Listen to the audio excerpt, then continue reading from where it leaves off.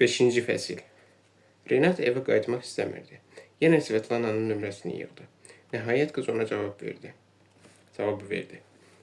Axşamın xeyir. Renat Svetlananın səsini eşidib sevindi. Salam Renatik, əzizim. Nə yaxşı ki, sən elədin. Bizim konsertimiz elə indicə bitib. Mən də elə fikirləşdim. Zəng etmişdim, amma sənin telefonun söndürülmüşdü. Sən ki bilirsən, konsert vaxtı telefonu söndürməliyəm. Onsuz da biz fonogram oxuyuruq.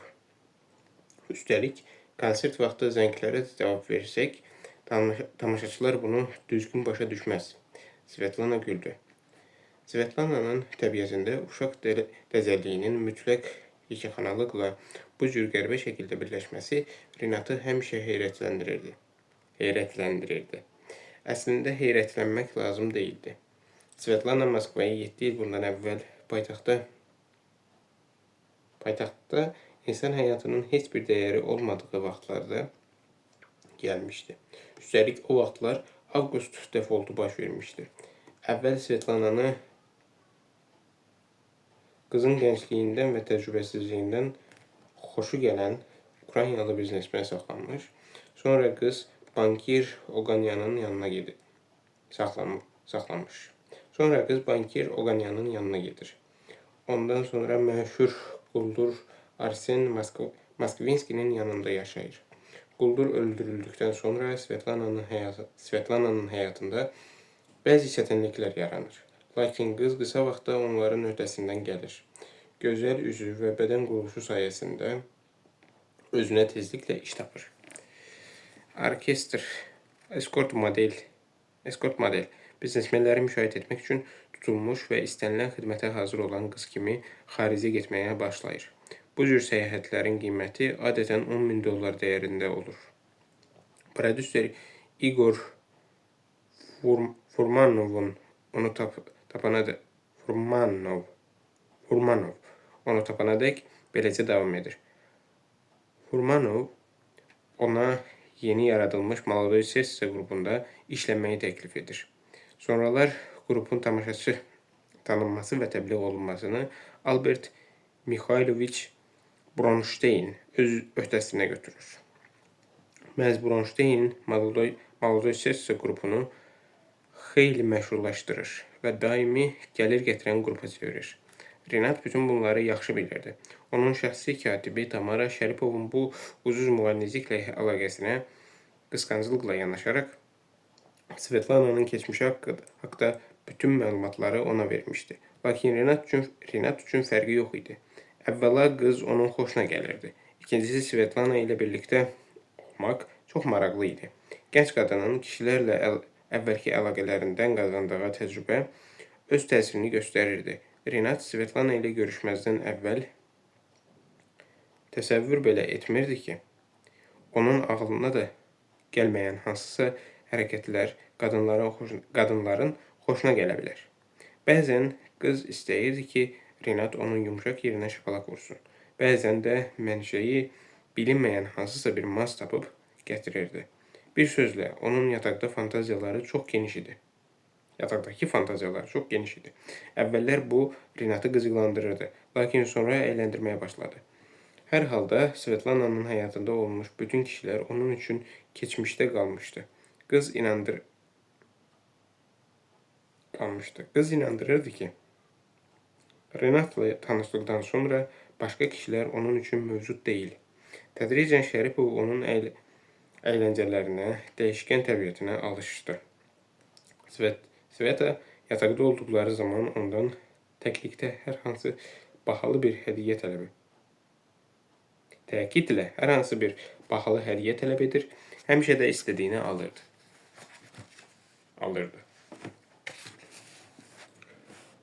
Siz nə vaxt Moskvaya qayıdacaqsınız? Renat xəbər aldı. Sabah bir konsertimiz də olacaq. Bir gün yola düşəcəyik. Çox darıxmışam. Səni görməyə çox istəyirəm. Mən də. Siz harada yerləşmisiniz?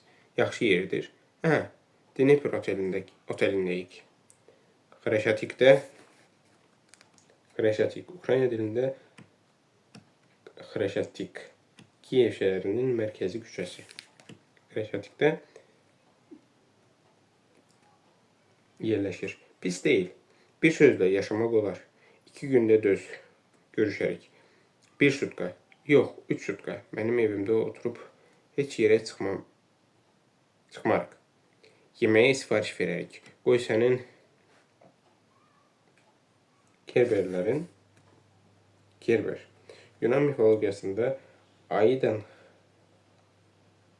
axirət dünyasının gözətçisi olan üçbaşlı ilan quyruqlu köpək. Onu evə gətirsinlər. Heç kimi yanımıza buraxmarıq. Razılaşdıq. Ancaq sən məni gözlə və heç kimlə görüşmə. Güc topla. Sveta güldü. 2 gün dözərəm. Şəripov onun tərzinə uyğun cavab verdi. Yaxşı, mən qaçdım. Öpürəm, hələlik. Sən yenə zəng elə. Yoxa çıxma. Görüşənədək. Renat telefonu cibinə qoyub saata baxdı. Evə getməyi heç istəmirdi. Üzünü mühafizəçisinə tutub soruşdu. Tələt, üstündə nə qədər pul var? Sizin pulunuz ya öz pulum? Tələt ona tərəf çevrildi. Ümumiyyətlə nə qədər pul var? Nə qədər pul var? Sizin pulunuzdan $17.300 qalıb. Özümün də 2 kredit kartım var. Amma sizin kredit kartlarınız evdədir. Pasport necə üstündədir? Şəripov soruşdu.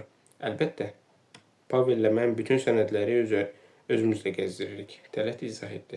Bizim silah gəzdirmək hüququmuz var. Ona görə də pasportlar həmişə üstümüzdə olur.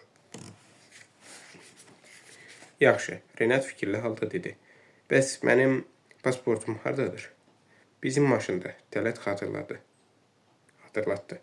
Arxamızca gələn Audi'də. Pasport nəyinizə lazımdır? Maşını saxla, Şəripov birdən əmr etdi. Tələt Pavelin üzünə baxdı.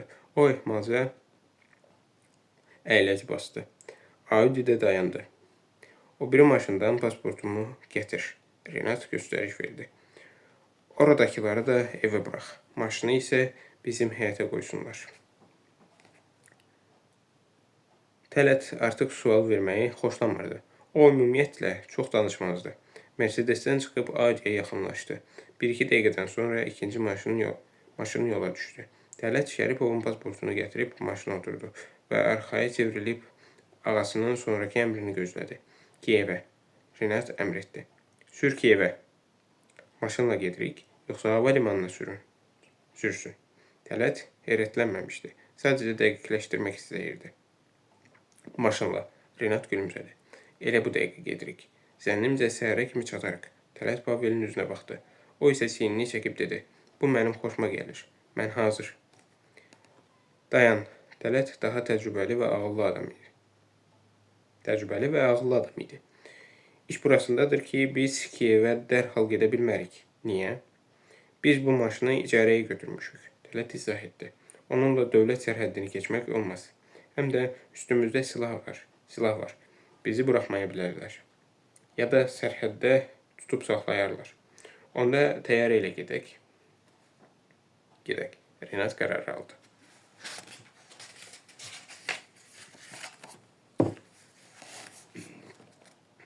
Təyyarəyə də silahla buraxmazlar. Tələt yenə razılaşmadı. Mən Kiyevə getmək istəyirəm. Elə bu dəqiqə. Renat qaşqabağını tökdü. Maşını döndərin və Kiyevə sürün. Sərhəddə rüşvət verərik. Bizi buraxarlar. Nə qədər lazımdırsa verərik. Mühafizəçilər susurdu. Tələt sərhəddi hansı yolla keçmək mümkün olduğunu götür qoyurdu. Gedək. O Pavelə baxıb başını tərpətdi. Bəlkə keçə bildik. Bizə təyyarəyə keçməyə imkan verməzlər, amma maşını yoxlamaya da bilərlər. Pavel gülümsəyib maşını cənuba tərəf döndərdi. Yorulanda deyərsən səni əvəz edərəm. Tələt ciddi səslə xəbərdarlıq etdi. Gözlə, sükan arxasında yatmayasan. Yatmaram. Pavel arxayın halda dedi. Əsas yola çıxan kimi sürəti artıraram. Səhərəcən çatarıq. Maşın sürətini artıraraq Ukrayna istiqamətində gütməyə başladı. Pul və ixtiyar sahibi olmağın bu cür izah olunmaz üstünlükləri vardı. O maşını istədiyi vaxt başqa bir ölkəyə doğru döndərə bilərdi. Əvvəllər ona elə gəlirdi ki, Kiyev çox uzaqda yerləşir. Ora yalnız təyyarə və qatarla getmək mümkündür. İndi bilirdi ki, Ukraynanın paytaxtına öz şəxsi maşınında da gedə bilər. Bu cür qeyri-məhdud imkanlara sahib olmaq duyğusu onu həm biraz qorxudur, həm də ruhlandırırdı. Bir musiqi qoy, Renat astadan əmr etdi. Yatsam məni Kiyevə çatanda oyadarsınız. O doğrudan da bir neçə dəqiqədən sonra həzin musiqinin sədaları altında yuxuya getdi. Tələt arxaya baxıb onun yatdığını görəndə radionun səsini biraz aldı. Biraz da aldı. Renat yolda bir neçə dəfə gözünü açıb gecənin qaranlığını görüb yox olan maşınlara yuxulu baxmış və yenidən yatmışdı. Səhər saat 4-də işlənmiş, gəlib Rusiya ilə Ukrayna arasındakı sərhəd postuna çatdılar və Şəripov yuxudan oyandı. Sərhədçi Tələtə nəsə deyir, o da razılaşır və öz sözlərini üzərində heç vaxt ABŞ-ın prezidenti olmamış, amma Rusiya Elmlər Akademiyasının fəxri akademiki seçilməyə macal tapmış, Amerikalı alimin şəkli olan $100 əskinazlarla qüvvətləndirirdi. Ənənəvi olaraq hamı elə hesab edir ki, Amerikan əskinazlarında yalnız Birləşmiş Ştatlar prezidentlərinin əksi həqqi olunub. Lakin Benjamin Franklin heç vaxt prezident olmayıb. O, Amerikanın İngiltərə və Fransadakı səfiri kimi fəaliyyət göstərib. İstiqlal bəyannaməsinin və ABŞ konstitusiyasının yaranmasında iştirak edib. Renat bu barədə bilirdi. Digər əskinazların hamısında ənənəvi olaraq Amerika prezidentlərinin fotoşəkilləri əks olunub. Amma dünyada ən çox yayılmış əskinazın üstündə Amerikada ilk ictimai kitabxananın, Fəlsəfə Cəmiyyətinin və Pensilvaniya Universitetinin, ABŞ-ın ilk universiteti Pensilvaniya ştatında yerləşir. Əsasını qoyan alimin təsviri verilib. Dünyadakı milyonlarla insan alim və maarifçi Franklinin əsl xidmətlərindən xəbərdar olsaydı, bəlkə də pula və Amerikan dəyərlərinə başqa cür münasibət bəsləyərdi. Ölkənin dünyada ən çox yayılmış əskinazının üstünə siyasətçinin yox, alimin şəklini həkk edən xalq, dünyada ən çox yayılmış əskinazının üstünə siyasətçisinin yox, alimin şəklini həkk edən xalq hörmətə layiqdir. Lakin Franklindən çox zaman xeyirxah olmayan məqsədlər üçün istifadə edirlər. Onun şəkli təsvir olunmuş.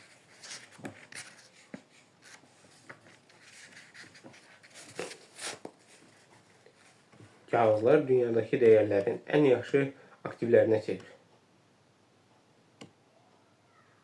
ekvivalentinə çevrilib.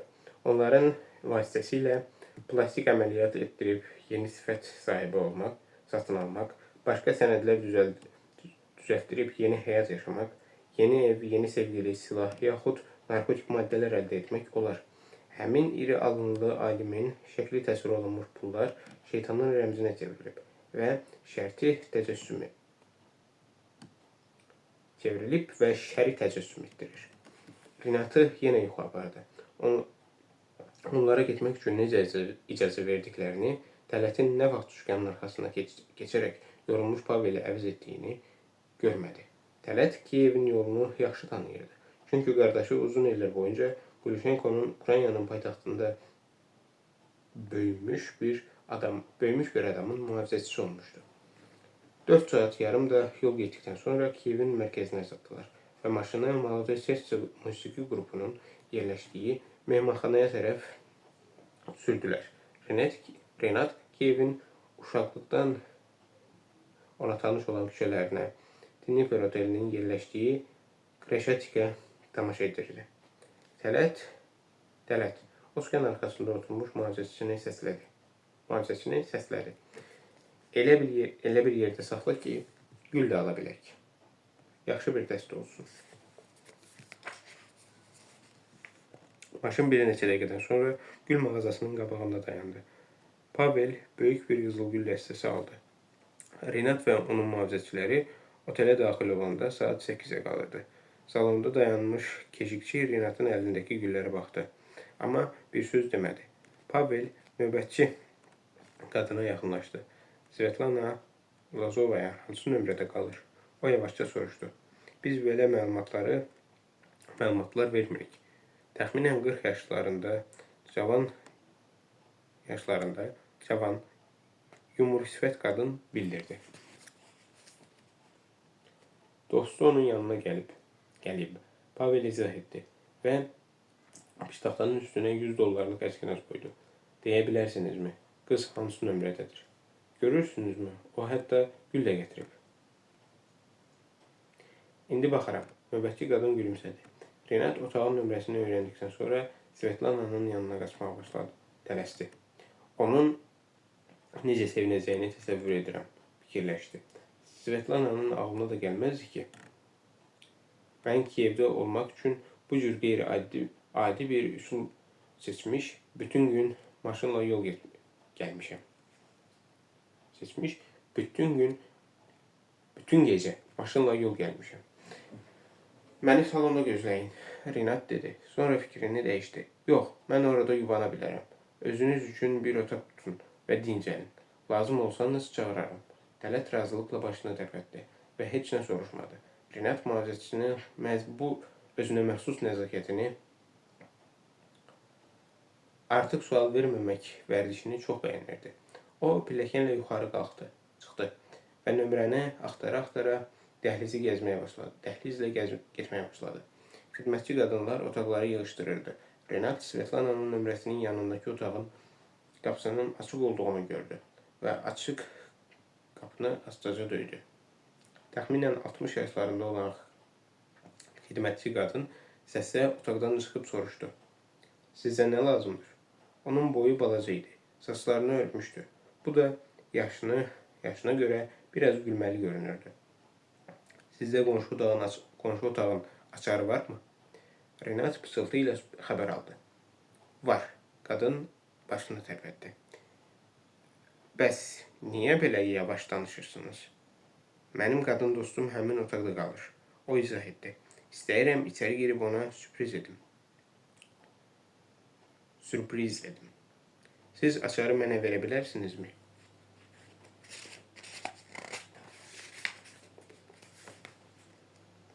Yox, qadın üzünü soruşdu. Bunu edə bilmərəm. Bizdə belə şeylərə icazə verilmir. Şəripov cibini eşələdi. Bir neçə 100 rublluq tapdı. Görəsən bunlar dollarla nə qədər edir? Deyəsən, biri 3 ya da 4 dollar. O kağız pulların ikisini qadın uzatdı. Olmaz. Xidmətçi qadın qətiyyətlə bildirdi. Pulunuzu cibinizə qoyun. Yaxşısı budur, mən özüm sizin üçün qapını açım. Gülləri rəfiqəniz üçün gətirmişsiniz. Renat gülümsədi. Əlbəttə. Amma siz bu barədə heç kimə deməyin. Qadın xahiş etdi. Yaxşımı? Şəripov pulu cibinə qoydu. Xidmət sahəsində vicdanlı adama rast gəlmək çətin məsələdir. Görünür, bu yaşlı qadın bəzən hətta mərkəzi mehmanxanalarda da rast gəlinən nadir istisnalardan biri idi. Qadın onunla birlikdə dəhlizlə getdi. Açarlarını çıxarıb qapını açdı. Renat parmağını dudağının üstünə qoyub işarə etdi ki, qadın səs eləməsin. Xidmətçi razılıqla başını tərpətdi. Renat əlində böyük gül dəstəsi otağa keçmək istədi və elə yandardaca donub qaldı. Svetlana böyük 2 nəfərlik çarpayda yatmışdı, amma tək deyildi. Yanında gecəni birlikdə keçirdiyi cavan bir oğlan vardı. Əlini Svetlana'nın çılpaq döşünün üstünə qoymuşdu. Şəripov kədərlə gülümsədi. Deyəsən, o bu oğlanı tanıyırdı. Svetlana'nın gecəni qucağında keçirdiyi oğlan qrupun gitarçısı idi. İstedadlı və gülərüz gəncin 25 yaşı olardı. Qıvrımsaç hündürboy idi. Uzun qolları, küt baxışları vardı. ya da Şəripov elə görünmüşdü. Renat dayanıb baxır və nə edəcəyini bilmirdi. O, gül dəstəsini tutduğu əlini yavaş-yavaş aşağı saldı. Yaxşı olardı ki, sakitcə çıxıb getsin. Bu ləkə Renatın ona görə Moskvadan Kiyevəcən uzun bir yol qət etdiyini bilməsə yaxşıdır. Qoy Renatın ona nə qədər yaxşı münasibət bəslədiyindən də xəbəri olmasın.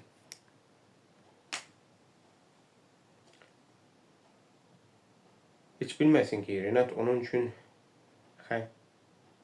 xəyanətini öz gözləri ilə görüb. O ehtiyatla bir addım geri çəkildi və bu zaman ayağı stola ilişdi. Bəlkə də stola ilişən gül dəstəsi idi.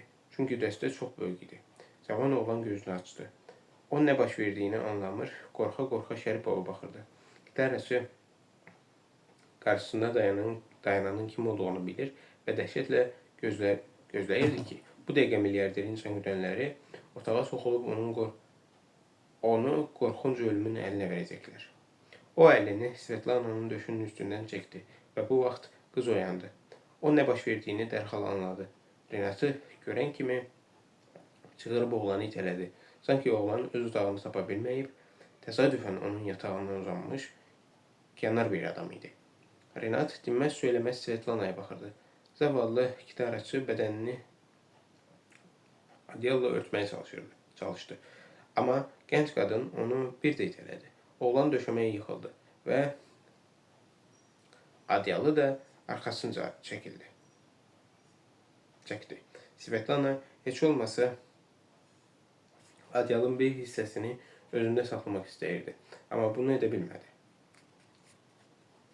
Adyal sürüşdü və onun çılpaq bədəni göründü. Bizim aramızda heç nə olmayıb. Qadın tələsik dedi.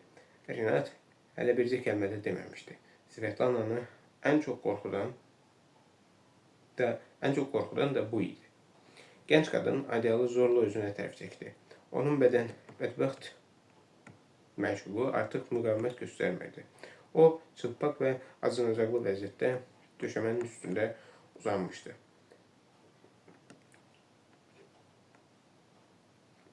Əzablı ölümü qəbul etməyə hazırmış kimi ayağa qalxmağa cəhd də göstərmirdi. Svetlana adyalı var gücü ilə dartıb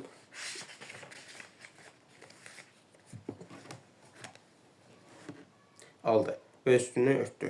Sanki Renat onun lap əvvəldən bu yataqda çılpaq vəziyyətdə uzandığını başa düşməmişdi.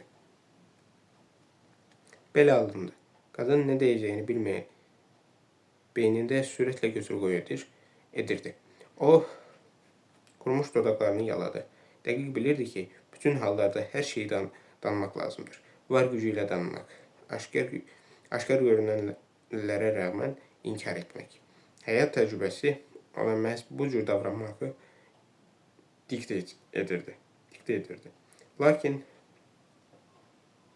bir qadını əli onun döşünün üstündə olan lüt oğlanla eyni yataqda tutursansa, özünü təmizə çıxarması çətin məsələdir. Üstəlik qadın özü də çılpaqdırsa, bunda başqa bir məna axtarmağın yeri yoxdur. Vəziyyət aydındır. Mən istəmirdim. Svetlana şikayətli səslə mızıldandı. O elədi. O məni yoldan çıxartdı. Mən dünən səninlə söhbət edəndən sonra çox içmişdim. Daim sənin barəndə fikirləşirdim. Səni necə çox sevdiyimi bilirsən. Daim bu lənətə gəlmiş qastrollardayam.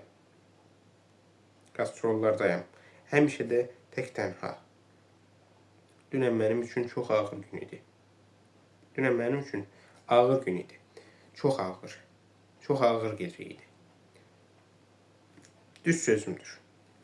Mən özümü çox pis hiss edirdim. O isə mənim etibarımdan istifadə etdi. Gitarəçi başını qaldırıb heyrətlə Svetaya baxdı. Onun nə danışdığını anlamırdı. Axı dünən Svetanın özü onu dartıb otağına gətirmişdi. Həmişə qastrol zamanı otağında tək qaldığı vaxtlarda etdiyi kimi yenə də onu özü çağırmışdı. Ümumiyyətlə gitaraçı qorxur və bura gəlmək istəmirdi. Axı yaxşı bilirdi ki, Svetlana kiminlə görüşür.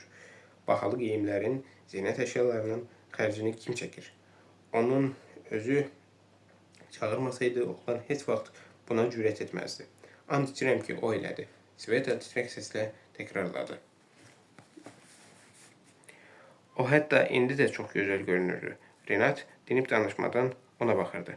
Svetlana Şəripovun əlindəki gül dəstəsinə fikir verdi və qəfildən qadın hissiyatı ilə anladı ki, Renat onu heç vaxt bağışlamayacaq. Arvadının xəyanətini bağışlayan kişi var, amma görüşdüyü qadının xəyanətini bağışlaya bilən məşuq yoxdur. Alçaq yaramaz. Svetlana qəfildən gecəni birlikdə keçirdiyi oğlanın üstünə atıldı. Məni sən yoldan çıxartdın. O gitaraçının yanaqlarını şillələməyə başladı. Oğlan özünü müdafiə etməyə çalışmırdı. Svetlana bütün gücünü endirdiyi zərbələrə vermişdi. Əl saxlamaqdan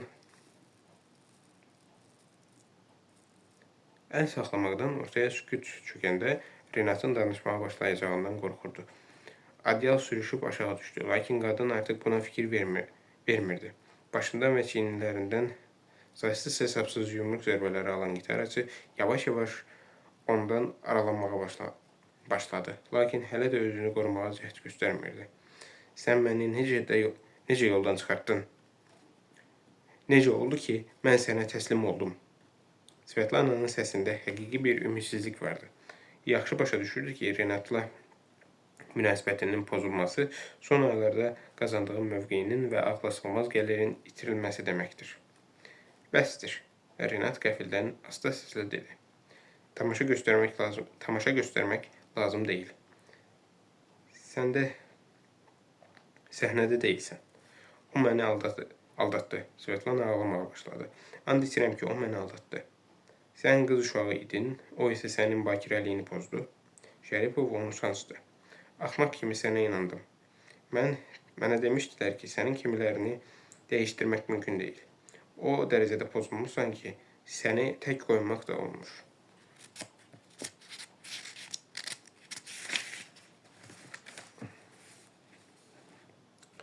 Necədir? Bu oğlan gecə oyunları üçün çoxlu güc toplamışdı mı? Renat Svetlana'ya onun öz sözlərini xatırlatdı. Svetlana cavabında daha bərkdən ağlamağa başladı. Mənim günahım yoxdur. O ağlaya-ağlaya dedi. And içirəm ki, mən günahkar deyiləm. Belə alındı. Belə vəziyyətlərdə özünü qısqanc Mavr. William Shakespeare'in qəhrəmanı Otello nəzərdə tutulur. Kimi aparmaq sadəcə axmaqlıqdır. Davadalaş salmaq faydasızdır. Bağışlamaq böyük səhv. Burada qalmaq isə açıq-aydın rəzillikdir. Renat daha bircə kəlmə də demədi. Sözlər artıq idi. Üzünü çevirib otaqdan çıxdı. Gitar açıb başını qaldırdı. O getdi. Nə üçündün döyüldüyünü hələ də anlamayan bədbəxt gitarçı astadan soruşdu. Axmaq. Svetlana özündən çıxdı. Gərək səhər öz otağına gedəydin. Sənsə yatıb qaldın. Neçə dəfə dedim. Dedim ki, öz otağına qayıtmalısan. Mən yorulub yatmışam. Sən də yanımda yerini rahatlamısan. Bugün sənin ucbatından o cür zəngin kişini, əsl gəlir mənbəyi olan sağlam inəyi itirdim. Mənim nə günahım var? Gitarçı təəccüblə soruşdu. Sən özün məni çağırdın. Mənim tamam başqa planlarım vardı. Mən sənə göstərərəm başqa planları. Svetlana əlini yellətdi. Axmağın biri. Bütün ömrün boyu öz gitaranı dıngıldadacaqsan. Səhnədə atılıb düşmək yox, pul qazanmaq lazımdır. Səhnədə mən tullanmalıyam ki, bu cür kişilərin xoşuna gəlim. Onlar da mənim üçün pul xərcləsinlər. Məni arzulasınlar, sevsinlər. Sənin kimilər isə həmişə şalvarsız gəzəcək. Əlində gitara, özün də şalvarsız. Şalvarsız niyə? Gitaraçı incidi. Mən şalvarımı yalnız kimsə xahiş edəndə çıxarıram. Hə, əlbəttə. Təkcə onu bilirsən ki, səhnədə xahiş edəndə şalvarını çıxarasan. Döllük boğu olub Dölük bu olub mənim üçün. Adam gərək ağlı ilə iş görsün. Amma gecə xoşuna gəldi. Oğlan inadla etirazını bildirdi. Məgər birinci dəfədir? Xoşuna gəlmirsə, məni nə üçün çağırırsan? Xoşuna gəlirdi. Svetlana onun ağzını əydi. Mənim xoşuma çox şey gələ bilər. Sənə nə deyim?